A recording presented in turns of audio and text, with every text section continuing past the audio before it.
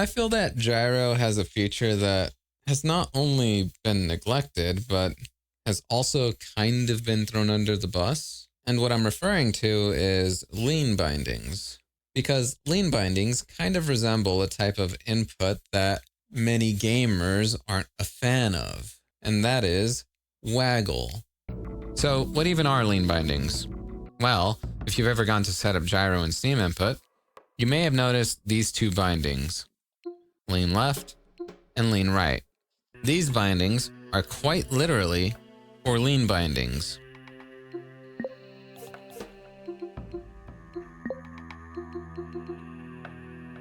So now, if I roll my controller to a certain angle, you can see that the lean bindings activate the lean binding. And I'm pretty sure this is exactly what these lean bindings were meant for. Now, in the past, actually using lean bindings for lean bindings was kind of awkward because when you actually roll your controller, Steam input only had the simple yaw and pitch gyro. So when you actually roll your controller, you would no longer be synchronized with the camera rotation in-game. But now that laser pointer exists, which is what I'm using right now, you actually can stay synchronized with the game's camera.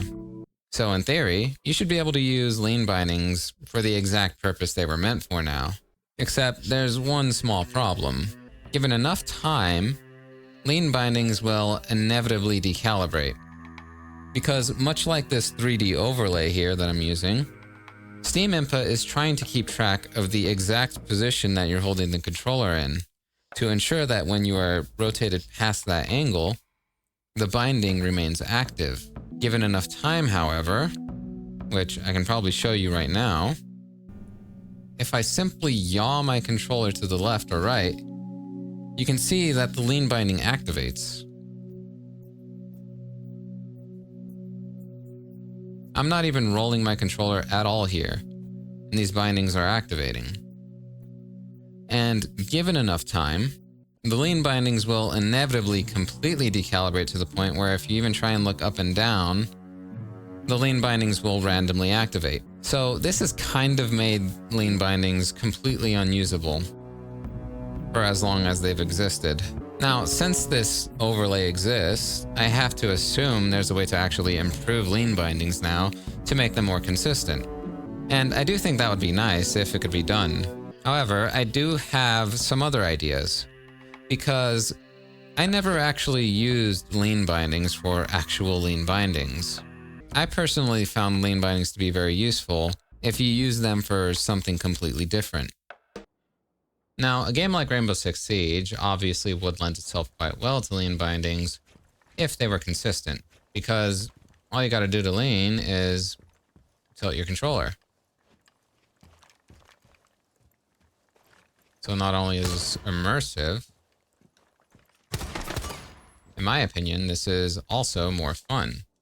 Thing is though, even this much physical motion might be too much for the average gamer.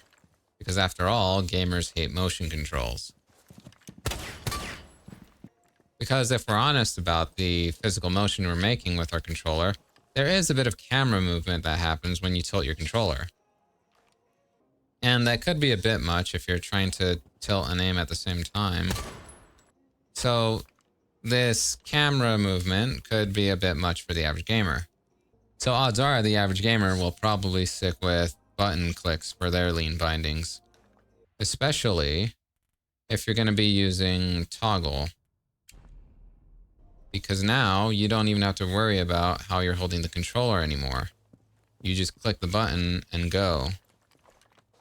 And this is more comfortable because there's less actions that you have to make with your hands in real life to actually lean around corners. So if you're not going to use lean bindings for the thing they were actually made for, then what else could you do with them? Well, if you're going to use lean bindings for something else, then it should be something you don't do frequently, or that are infrequent enough that they don't become annoying. And for me, that was reloading. So what I used to do is I would actually have reload on lean right and toggle fire mode on lean left, or something else like that on lean left. So now tilting right reloads the gun. And I actually really used to like this because reloading is not something you really want to do when you're in the middle of a fight.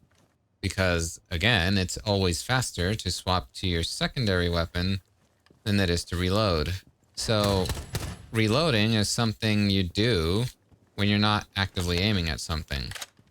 So it doesn't matter that your camera shakes a bit whenever you reload, because you really shouldn't be aiming at anything.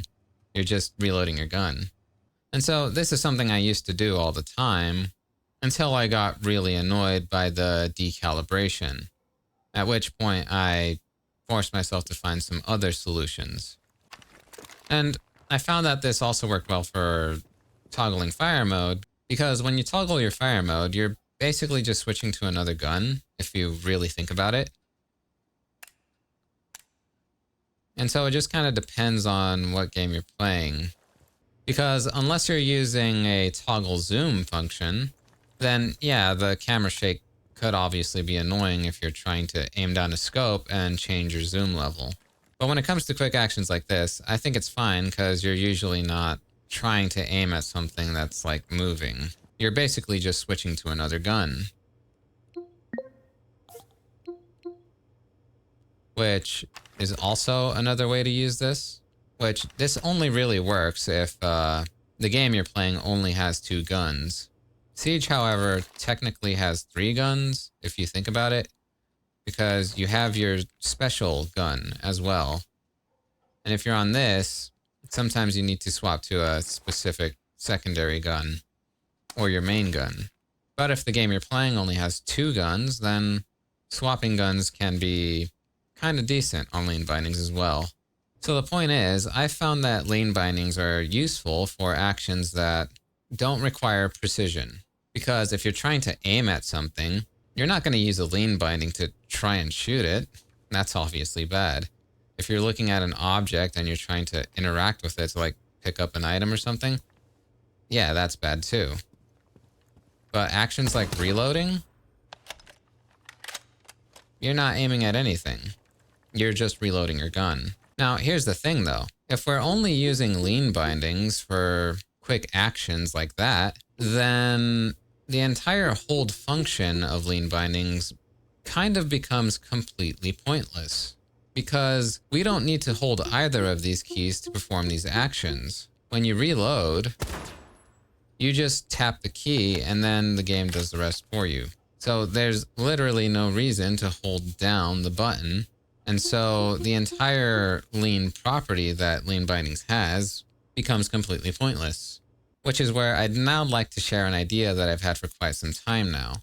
And it is absolutely not a new idea because it's something that the Nintendo Wii used to be able to do. And I'm talking about Waggle. So if we're only going to use lean bindings for quick start or release press bindings, then there's really no need to keep track of the exact position that you're holding the controller in. So instead of using an exact angle to determine what point the lean binding will activate, which now that I think about it, I'm pretty sure that feature is missing, unless I missed it somewhere. Anyways, instead of using a lean point to activate the binding, why not use a speed point? Give us an option to set a speed, at which point if we flick the controller fast enough, it will activate the binding. And because we're only using it for quick button press actions like reloading, there is no need to hold that binding. Now at this point, it wouldn't be a lean binding anymore. It would be a flick binding. At least that's what I would call it. Especially because I'm confident it would synergize quite well with flickstick. Although there is another thing you would have to add to it to ensure that it's truly consistent. Because you can already kind of do this in Steam Input. And well, here's what that looks like. So Steam Input has a feature that's called Directional Swipe. Now, this is actually intended for touchpads, but it also works on the gyro. And the way that it works is that when you swipe in a direction, like down, this will activate the down binding. Up for up, right for right, and left for left. And this also works for the gyro, meaning I can flick down, flick up, flick left, or flick right. And so I've gone ahead and set up this action set here that I'm gonna set to the flick stick outer ring binding. I'm gonna hold the action set. So now when I flick stick, this will let me use the directional swipes. So now, flicking the controller down reloads. And while I'm here, because I forgot to mention this, this is also another problem that I have with lean bindings, and that lean bindings only activate when the gyro is on.